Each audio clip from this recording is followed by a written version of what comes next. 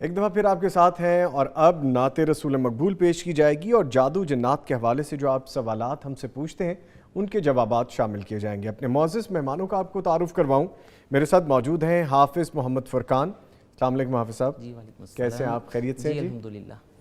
ان کے ساتھ موجود ہیں قاری شفیق الرحمان زاہد صاحب، ماہر جادو جنات۔ سر کیسے ہیں آپ؟ الحمدللہ الحمدللہ۔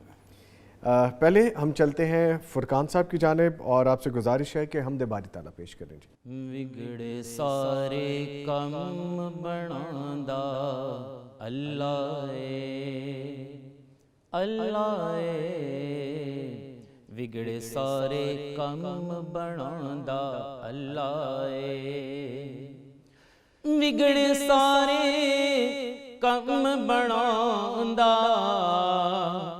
اللہ اے،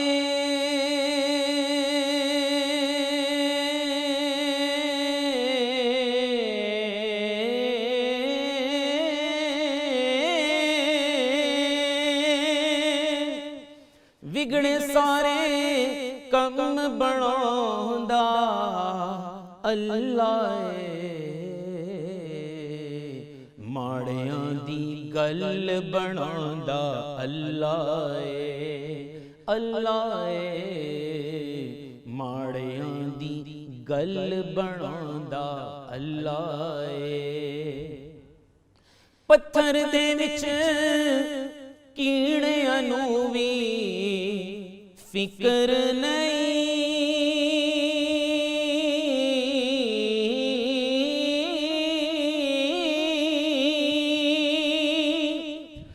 پتھر دے وچ کیڑیاں نوں وی فکر نہیں، کیونکہ کر کر رزق پہنچاندا اللہ اے اللہ اے، کیونکہ کر کر رزق پہنچاندا اللہ اے، والضحیٰ دی صورت یارو دس دیئے، والضحیٰ واللیل اذا سجا ما ودعك ربك وما قلا، والضحیٰ دی صورت یارو دس دیئے،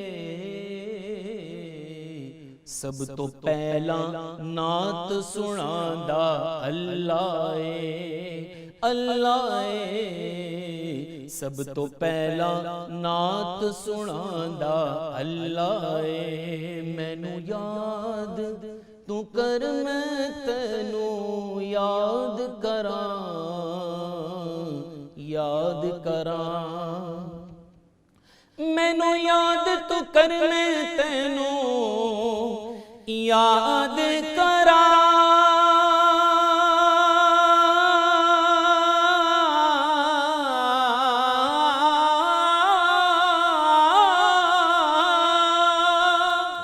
فاذکرونی اذکرکم واشکروا لی ولا تکفرون، مینوں یاد تو کر میں تینوں یاد کراں، وچ قرآن دے خود فرماندا اللہ اے اللہ اے، وچ قرآن دے خود فرماندا اللہ اے، اے بختاں دیو مارے او رب نوں یاد کرو، اے بختاں دیو مارے او رب نوں یاد کرو،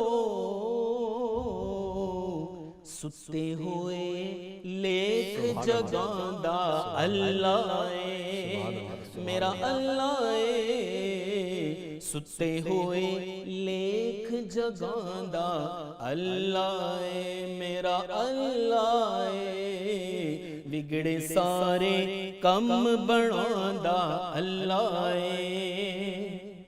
اور نظامی صاحب اس کلام کا حاصل کلام شاعر لکھتے ہیں، اللہ اللہ دل نل جو بھی کردا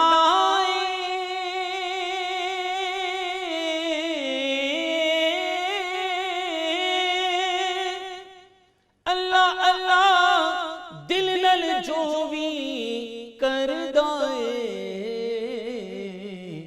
اس نو اپنا حرم وکھاندا اللہ میرا اللہ اس نو اپنا حرم وکھاندا اللہ بگڑے سارے کم بناندا اللہ ماڑیاں دی گل بناندا اللہ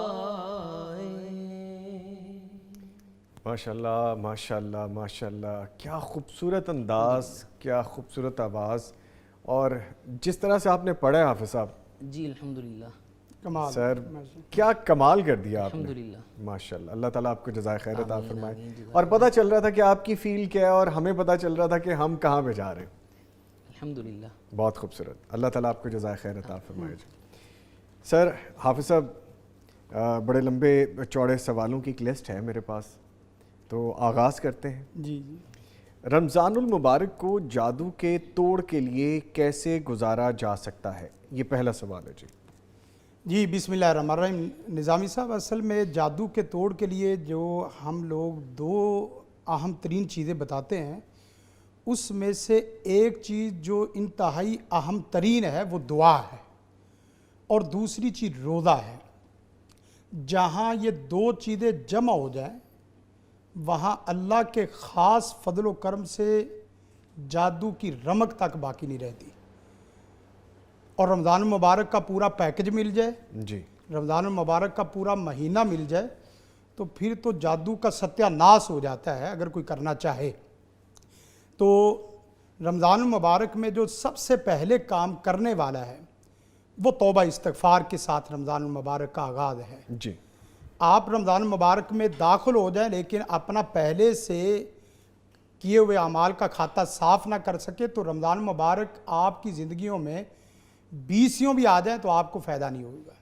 سب سے پہلا عمل یہ ہے کہ آپ رمضان المبارک کا آغاز توبہ استغفار کے ساتھ کریں، اور دوسرا عمل مختصر جو بتائے جاتا ہوں وہ دعا کا ہے، اور تیسرا عمل نیت اس کے اخلاص کا ہے۔ جب تک یہ چیزیں نہیں ہوگی تب تک آپ جتنا مرضی وظیفہ کر لیں، لمبی چوڑی تلاوت کر لیں، آپ کو اس طرح فائدہ خاطر خواہ نہیں ہونے والا۔ اور اس کے ساتھ ساتھ چوتھی چیز جو مد نظر رکھنی ہے رمضان مبارک میں، عقیدہ صحیحہ ہے، قرآن و سنت کے مطابق عقیدہ صحیحہ کو اختیار کرنا۔ پھر اس کے بعد روزہ رکھیں اور دعا کریں۔ دعا میں جو الفاظ ویسے تو ہیں، یا اللہ مجھے شفا دے دے، یا اللہ مجھے صحت و عافیت دے دے، یا اللہ میرے حالات کو بہتر کر دے، یہ دعا تو ہے ہی ہے، لیکن جو ہماری فیلڈ میں دعا ہے وہ بطور خاص جو الفاظ کہنے ہیں، ان میں پہلی چیز، پہلا جملہ یہ ہے، یا اللہ مجھے نہیں پتا کہ یہ مرض کیا ہے، یہ مرض روحانی ہے، جسمانی ہے، جادوئی ہے، جناتی ہے، حسد سے متعلقہ ہے، نظر سے متعلقہ ہے، شیاطین سے متعلقہ ہے، مجھے ابھی کچھ نہیں پتا۔ سب سے پہلے مجھے اس مرض کا پورا ادراک کروا دے کہ یہ مرض ہے کیا۔ ٹھیک ہے، نمبر ایک، مرض کی تشخیص ہو جائے۔ دوسری چیز جو دعا میں کرنے والی ہے وہ یہ، یا اللہ جہاں تو مجھے مرض سلجھا دے وہاں اس کے علاج کرنے والا جو بھی آدمی ہے اس کا کوئی عطا پتہ بھی وہ بتا دے، تاکہ میں وقت ضائع نہ کروں، میں اسی آدمی کے پاس جاؤں، اسی سے دعا علاج کراؤں جو صحیح معنوں میں اس کا علاج کر سکتا ہے، مجھے اس تک پہنچا دے یا اسے مجھ تک پہنچا دے۔ اسے مجھ تک پہنچا دے۔ یہ دعا بہت اہم ہے۔ ٹھیک ہے، وگرنہ یہ ہوتا ہے کہ ہم بھی اپنے جاننے والوں کو یہ کہتے ہیں یہ دعا میں کریں، بس اوقات آپ کے حق میں شفا ان کے ہاتھ سے ہے، آپ میرے پاس بیٹھے ہوئے ہیں، تو آپ وقت ضائع کریں گے۔ ٹھیک ہے، اسی طرح آپ کا علاج تیسرے آدمی سے ہے تو آپ چوتھے آدمی کے پاس بیٹھے ہوئے ہیں تو وہاں بھی وقت ضائع ہوگا۔ کیوں؟ اس لیے کہ راکی وہ صحیح مل جائے، مرض کی تشخیص ہو جائے، اور تیسری چیز مرض کی دوائی مل جائے، تو تو پھر آپ کو لمبی چوڑی دوائیں کھانے کی ضرورت نہیں ہے۔ اور اس کے ساتھ ساتھ روزوں میں جو کرنے والا چھٹا کام ہے وہ اپنے رویوں کی اصلاح ہے۔ رویوں کی اصلاح، آپ پوزیٹیو چیزوں میں مسکراہٹے چہروں پہ لائیں، ملنساری اپنے مزاج کا حصہ بنائیں۔ وہ رشتہ دار جن کو آپ سال آ سال ملے ہوئے ہو گئے، ان رشتہ داروں کے پاس جا کے آپ سحری افطاری کریں، ان کے دل جیتیں۔ حتیٰ کہ بسوں اوقات یہ بھی ہوتا ہے کہ آپ لمبے چوڑے وظائف کرتے ہیں، لمبے چوڑے اعمال کرتے ہیں، صدقات و خیرات کرتے ہیں، وہ اتنا فائدہ نہیں دے رہے ہوتے جتنا کہ آپ اپنے رشتہ دار عزیز و اقربا کے پاس جا کے اس کا دل جیتتے ہیں، تو یقین کریں اس کی دعائیں آپ کے علاج کا اور آپ کی شفا کا سبب بن جاتی ہیں۔ اور اس کے ساتھ ساتھ نبی کائنات صلی اللہ علیہ وسلم کا یہ فرمان، من لم یدع قول الزور والعمل بہ، جو آدمی جھوٹی بات کو چھوڑتا نہیں ہے اور اسی طرح برے اعمال کو وہ چھوڑتا نہیں ہے، تو فلیس للہ حاجہ، اللہ تعالیٰ کو کوئی حاجت نہیں ہے کہ وہ کھانا پینا چھوڑ دے اور باقی صبح سے لے کے شام تک پیاسا رہے۔ تو رمضان مبارک میں جو اہم ترین کام کرنے والے ان میں سے ایک دعا ہے، دوسرا عقیدہ صحیحہ، تیسرا نیت کا اخلاص ہے اور روزے رکھنا ہے، اور پھر ساتھ ساتھ تلاوت کلام پاک ہے۔ تلاوت کلام پاک رمضان المبارک میں اتنی مفید ہے کہ بعد محدثین کے متعلق آتا ہے کہ وہ حدیث کا مطالعہ بھی چھوڑ دیتے تھے، صرف تلاوت کرتے تھے، حدیث کا مطالعہ بھی چھوڑ دیتے تھے، اس لیے کہ رمضان قرآن کا مہینہ ہے، رمضان مبارک قرآن کا مہینہ، اور خصوصاً اس میں خاص آیات کا اہتمام نہ کریں جیسے ہوتا ہے ہم منزل پڑھتے ہیں یا آیات سحر پڑھتے ہیں، نہیں، ایک طرف سے آپ شروع کر دیں۔ آپ رمضان مبارک میں ہدف بنا لیں، میں نے 10 سے 15 قرآن مجید ختم کرنے یعنی تھرو آؤٹ قرآن کریم کو پڑھیں، پرٹیکولر کوئی سورت یا آیت نہ نکالیں کہ میں نے یہ پڑھنی ہے، پورے قرآن کریم، پورے قرآن مجید کو۔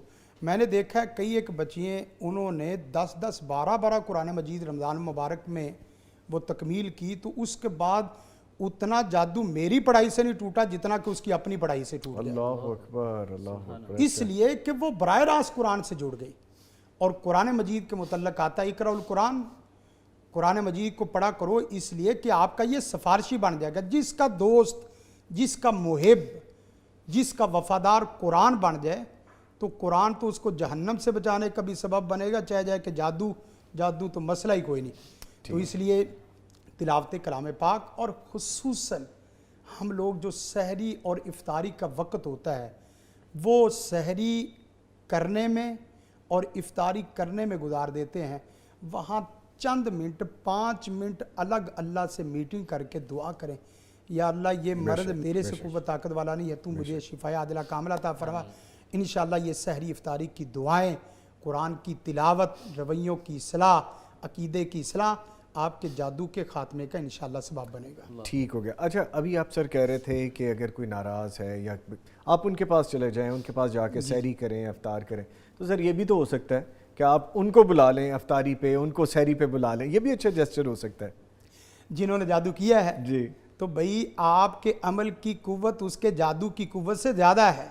آپ کو اندازہ ہی نہیں ہے کہ آپ نے رمضان مبارک میں جس صاف نیت کے ساتھ اور اچھے رویے کے ساتھ اللہ کی محبت کے ساتھ اس کو بلایا ہے، آپ کی محبت اس کی نفرت پہ غالب آ جائے۔ بے شک، بے شک، تو یہ بھی ایک اچھا جسچر ہے۔ اچھا، ٹھیک ہے سر، آگے پوچھا گیا ہے کیا رمضان المبارک میں بھی جادو اور شیاطین کے حملے ہو سکتے ہیں؟ ہاں، اس میں 2 صورتیں ہیں۔ جی، ایک تو یہ ہے کہ بندہ رمضان المبارک میں بھی عام مہینوں کی طرح مہینے کو بسر کرے، تو اس آدمی کے لیے کوئی فرق نہیں ہے کہ وہ رمضان مبارک گزار رہا ہے یا غیر رمضان مبارک، اس کے اوپر بالکل بیعینی ہی اسی طرح حملے ہوتے ہیں جس طرح عام مہینوں میں ہوتے ہیں۔ ٹھیک ہے، بلکہ اس آدمی پہ رمضان مبارک میں زیادہ قوت اور طاقت والے حملے ہوتے ہیں، اس لیے کہ وہ رمضان المبارک میں بھی بدی سے، برائی سے، برے اعمال سے بعد نہیں آ رہا، تو اللہ کا اس کے اوپر قہر اور عذاب برسنا بھی شروع ہو جاتا ہے۔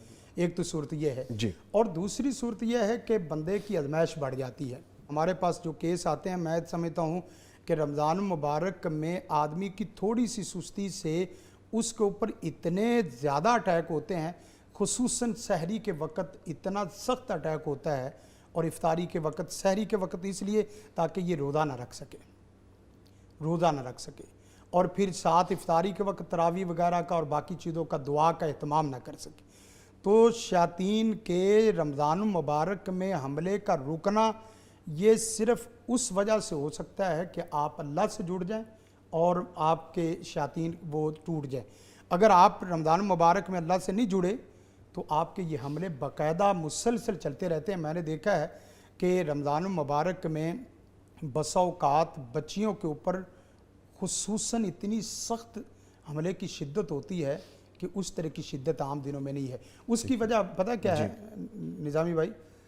آپ کبھی تجربہ کر کے دیکھ لیں، جس وقت میں اللہ نے اور رسول کائنات صلی اللہ علیہ وسلم نے فرمایا یہ وقت قبولیت کا ہے، یہ وقت بڑا اہم ہے، یہ وقت بڑا خاص ہے، اس وقت میں زیادہ حملے ہوتے ہیں۔ مثلاً جمعے والے دن شیاطین، جادو کے شیاطین الگ حملہ کر رہے ہوتے ہیں اور بذات خود جو شیاطین کے لشکر ہیں وہ الگ اہل پوش کی کر رہے ہوتے ہیں، خاص طور پر جمعے والے دن۔ اچھا، جمعے والے دن۔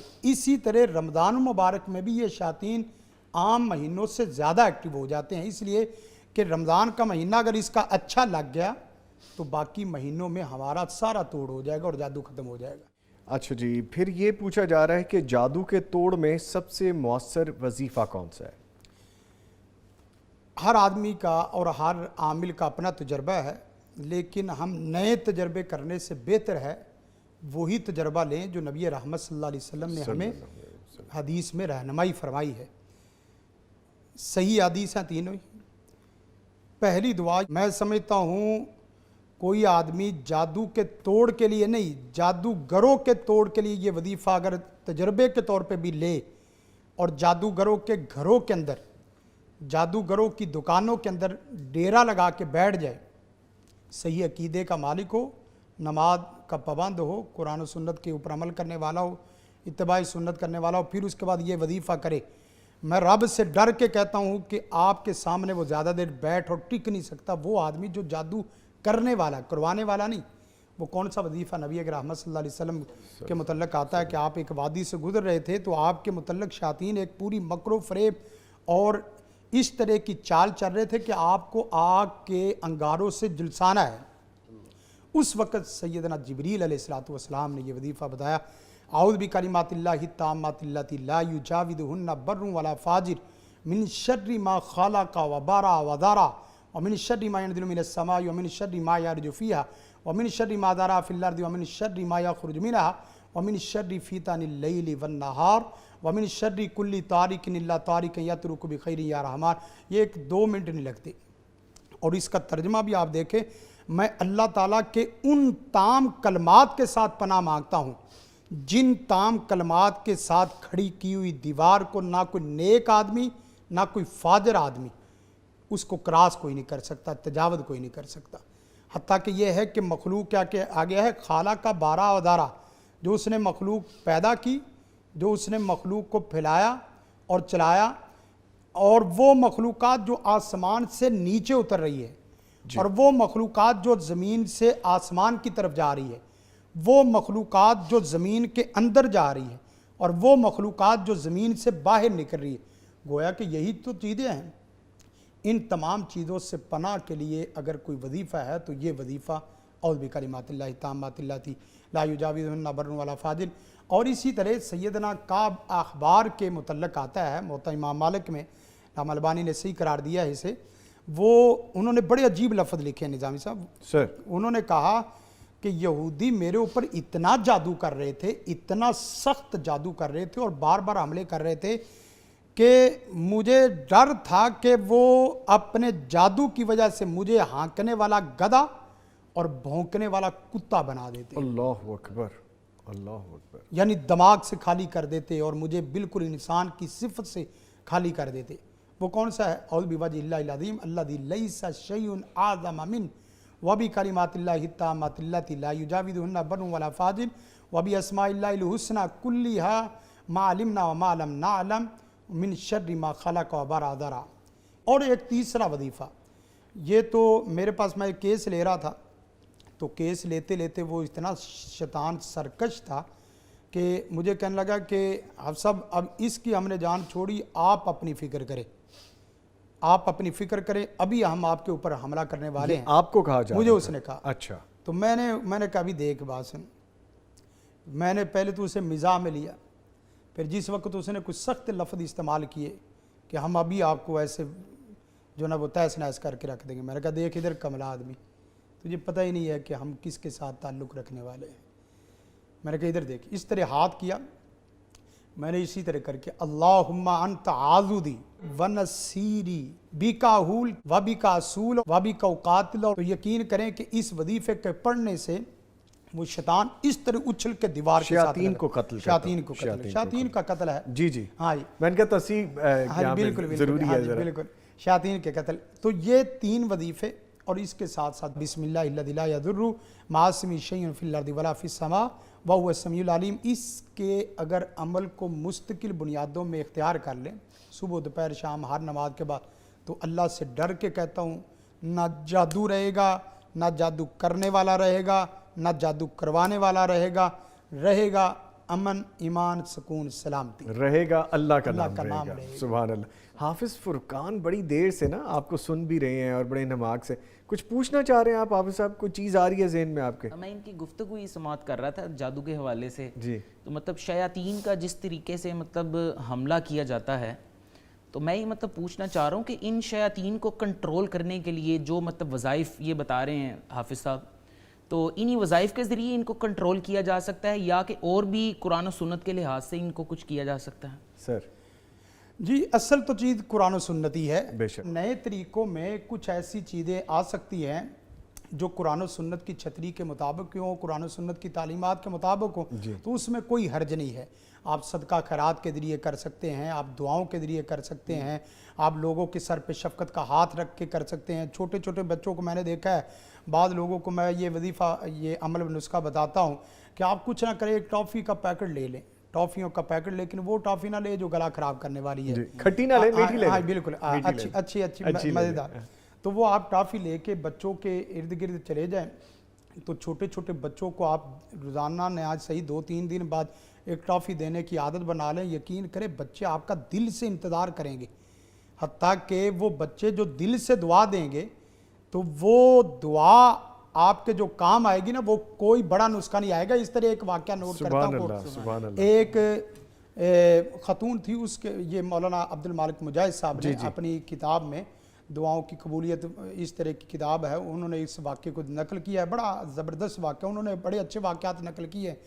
تو کہنے گئی ان کی جو شوہر تھے خاتون کے، وہ اس کی بچنے کی امید ہی کوئی نہیں تھی، اللہ اکبر، امید ہی کوئی نہیں تھی، اور تاکہ ڈاکٹروں نے جواب دے دیا، لیکن یہ ہے کہ وہ آتی تھی اور ٹک ٹکی باندھ کے دیکھتی رہتی، صبح سے آتی شام کو چلی جاتی۔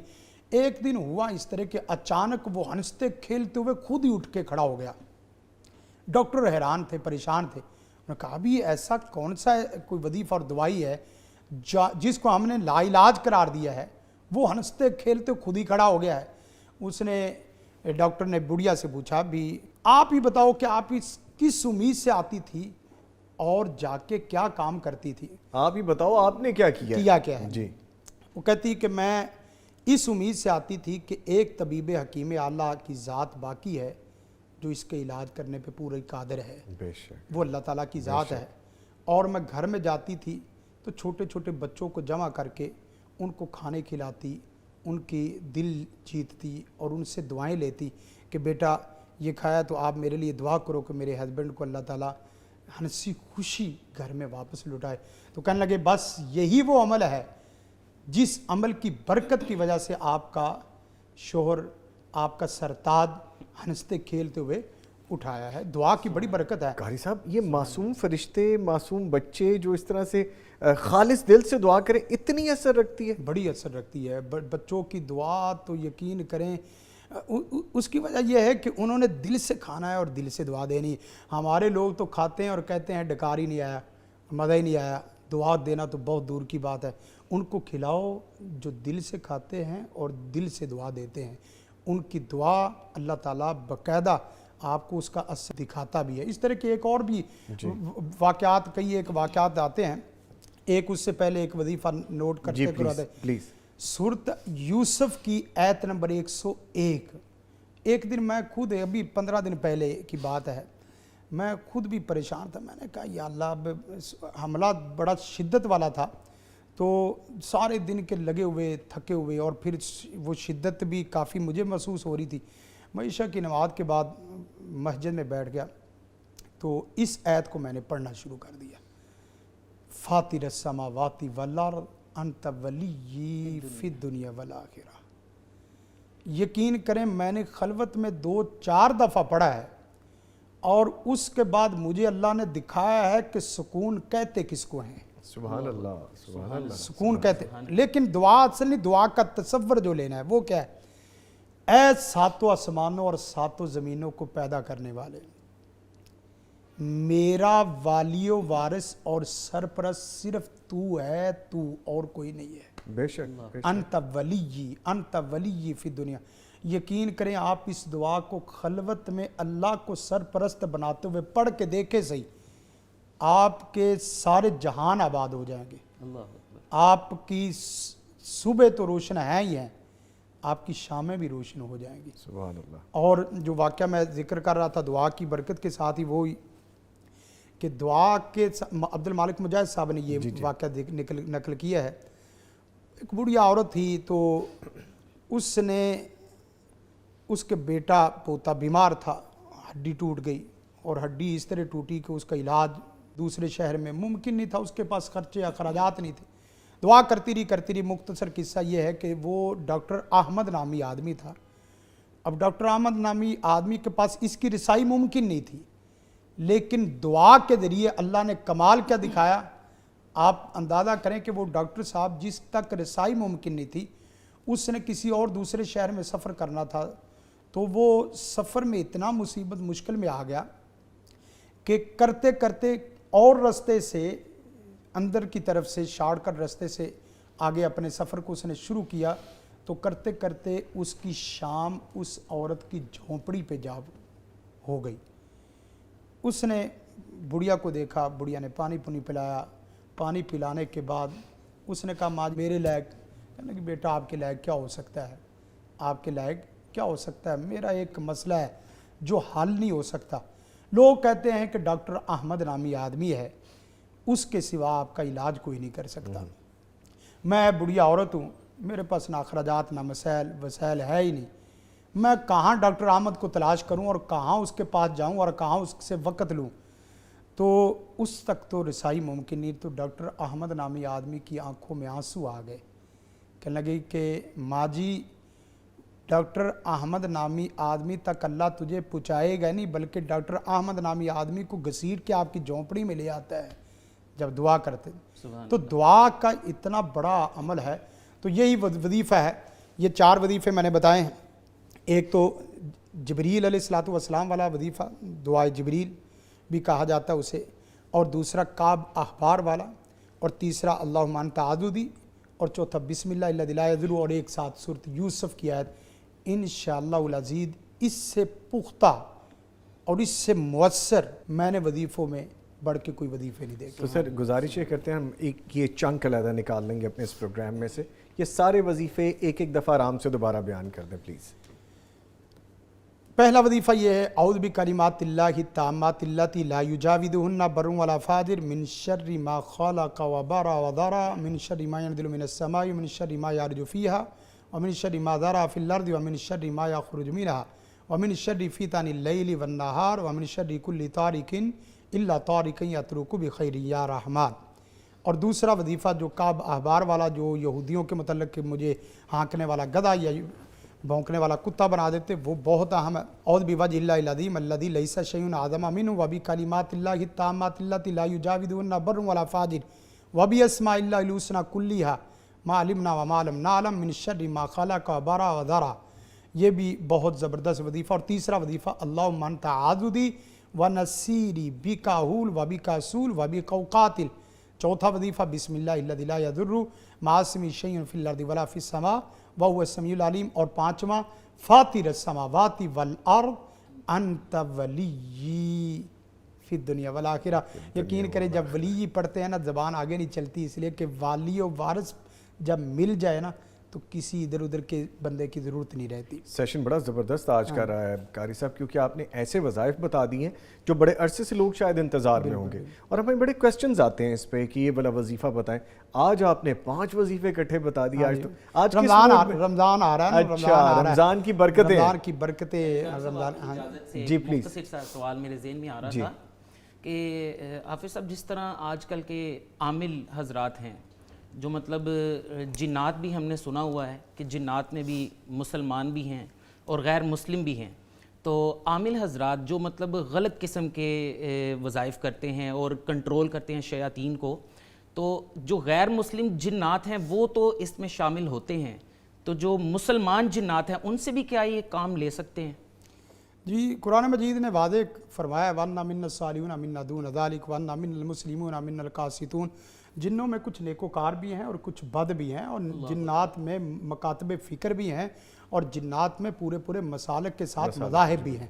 تو برکیف اگر دیکھا جائے تو نیک جنات بھی غلط کر جاتے ہیں, جیسا کہ ہمارے انسانوں کی دنیا ہے. کتنے لوگ بظاہر نیک ہیں لیکن برے کام کرتے ہیں, اور کتنے لوگ ایسے ہیں جو نیک نہیں ہے, برے ہیں تو وہ برے تو کرتے ہی ہیں.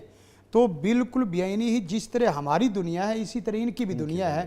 ان کے اچھے بھی کچھ برے کام کر جاتے ہیں, لیکن بس اوقات وہ مجبور ہوتے ہیں. ہم علاج کرنے سے پہلے یہ باقاعدہ لفظ بولتے ہیں کہ یا اللہ وہ جنات جو ظالم جادوگروں کے ہاتھوں مجبور ہیں یا کسی بھی وجہ سے وہ قید ہیں اور وہ جان بوجھ کے ظلم نہیں کرنا چاہتے, یا اللہ ہم تیرے سے دم کرنے سے پہلے ہی دعا کرتے ہیں انہیں آزادی نصیب فرما, قرآن و سنت کی دولت نصیب فرما, ایمان عمل صالح. پھر جن کے حق میں ہدایت نہیں ہے ان کے ساتھ جو تو معاملہ کرنا چاہتا ہے وہ کر دے. تو جنات اچھے برے دونوں ہیں, اور نقصان میں بھی اسی طرح ہیں. اور پھر عام لوگ بھی وہ کیا کرتے ہیں, وہ چلہ کرتے ہیں, برے قسم کے چلے کرتے ہیں. اچھے جنات بھی قید ہو جاتے ہیں اور برے جنات بھی قید ہو جاتے ہیں. اور پھر اصل چیز یہ ہے جنات سے کام لینا ہم شرعن عقیدتاً اس کو درست نہیں سمجھتے. جنات کی معاملت نہیں, یہ لفظ بولو ہمیں یا اللہ تیرے فقیر تیرے در کے محتاج ہیں, ہمیں تیرے سوا کسی کی مدد کی ضرورت نہیں, ہم صرف تیرے محتاج ہیں, ہمیں کسی جادو کی, جن کی, غیر شرعی, غیر صحیح, غیر مسنون چیزوں کی مدد کی ضرورت نہیں. تو ہمارا والی و وارث ہے, ہماری مدد فرما. بے شک اللہ تعالی ہمیں اپنے ہی محتاج رکھے اور اس سے ہی ہمارے سارے معاملات حل ہوں. چونکہ وہ آ چکے تھے اور ان کے ذہن میں سوال تھا, ہم ایسی چیزیں پہلے ڈسکس کر چکے ہیں, لیکن چونکہ ان کو جواب درکار تھا تو ہم نے بہتر سمجھا کہ اس کو ڈسکس کر لیں. اس کے ساتھ ہی قاری صاحب آپ تشریف لائے, آپ کے آنے کا بہت شکریہ. حافظ صاحب آپ بھی تشریف لائے, بہت مزہ آیا اور بڑی محفل جمی آپ کے آنے سے بھی. اللہ تعالیٰ آپ کو بھی جزائے خیر عطا فرمائے. نہیں جی, اس کے ساتھ ہی پروگرام کا اختتام ہوتا ہے. آپ بھی اپنا سنڈے انجوائے کریں, خوش رہیں, اپنے پیاروں کا خیال رکھیں, اپنا خیال رکھیں. پھر ملاقات ہوگی, تب تک کے لیے اللہ حافظ.